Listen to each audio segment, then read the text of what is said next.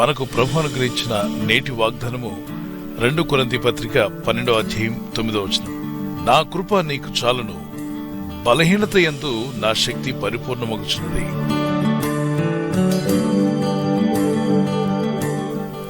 నా కృప నీకు చాలును అన్నాడు. ఆయన కృప ఇచ్చేవాడు, ఆయన కృప చూపువాడు.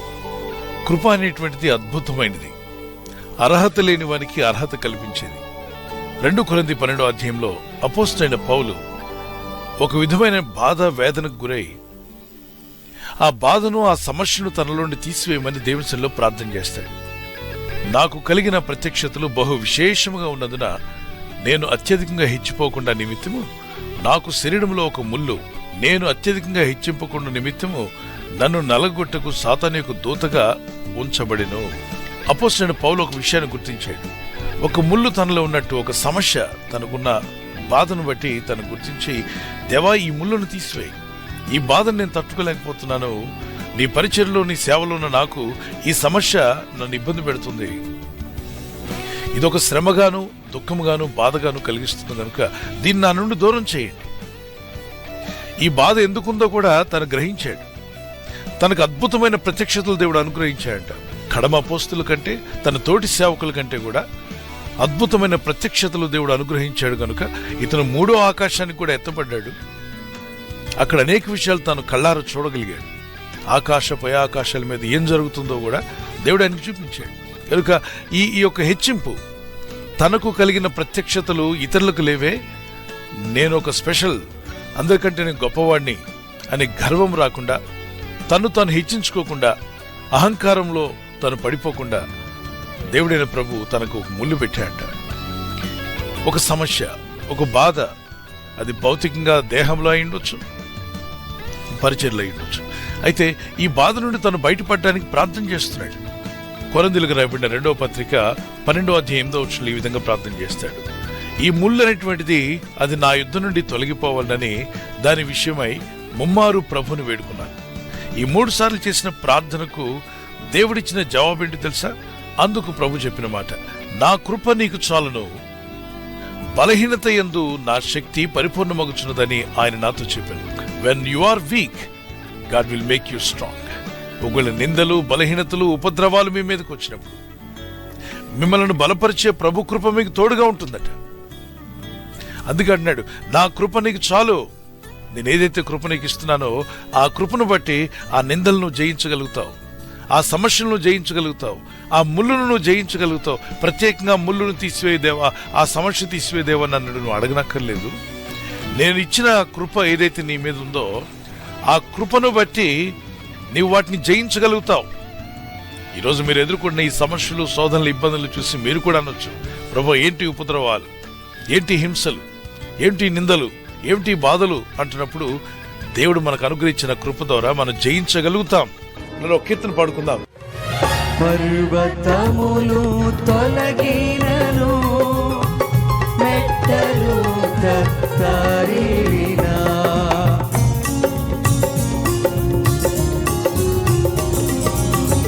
పర్వతములు తొలగినను, మెట్టలు తత్తరిల్లినా, నా కృపా నిన్ను వీడదని అభయమిచ్చితివి,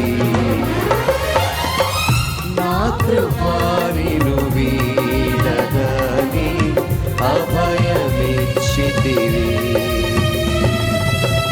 శాశ్వతమైనది నీవు నాయడ చూపిన కృపా, శాశ్వతమైనది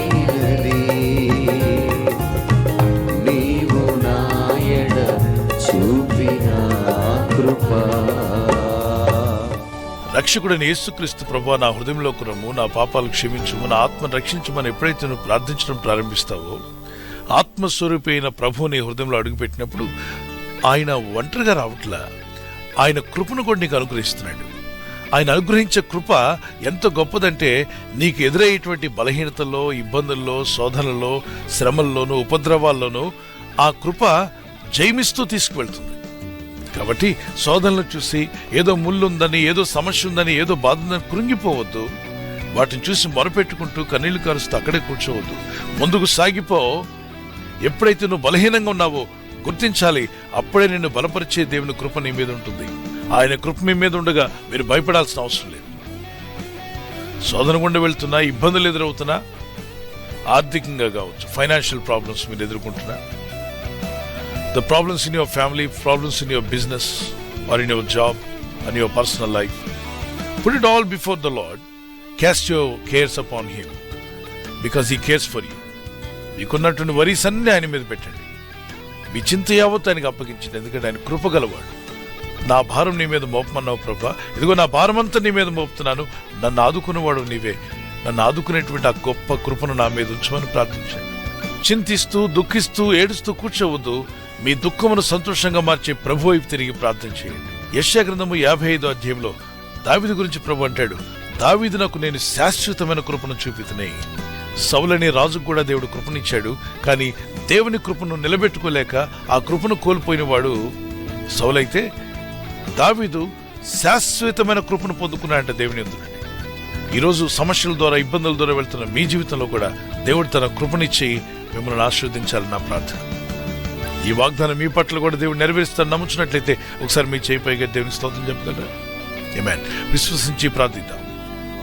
పరలోకమందున్న మా తండ్రి, ఈ వాగ్దానం ఎత్తి ప్రార్థిస్తూ ఉండగా నీ దాసుడు అపోస్తలుడైన పౌలు గారు తనకెదురైన ఇబ్బందుల్లో, కష్టాల్లో, శోధనలో మీ సన్నిధిలో ముమ్మారు ప్రార్థించినప్పుడు మీరు మాట సెలవిచ్చారు, నా కృప నీకు చాలును, నీ బలహీనత యందు నా శక్తి పరిపూర్ణమగుచున్నదన్నారు.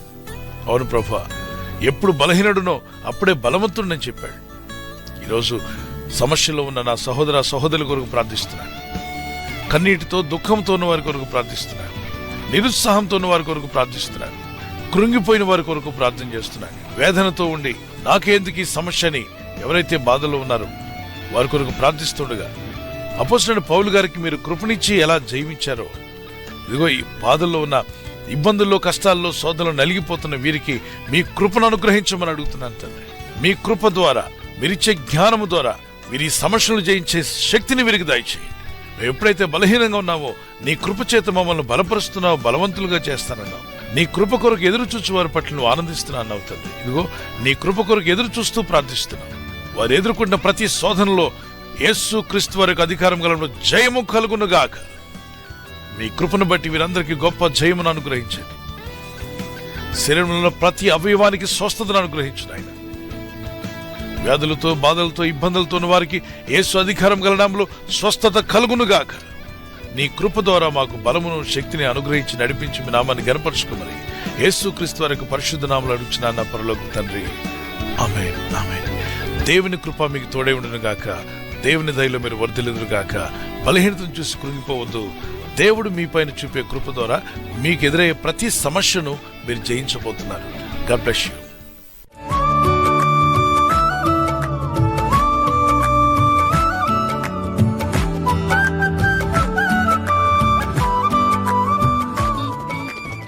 Thank for watching. Please subscribe, like, comment and share.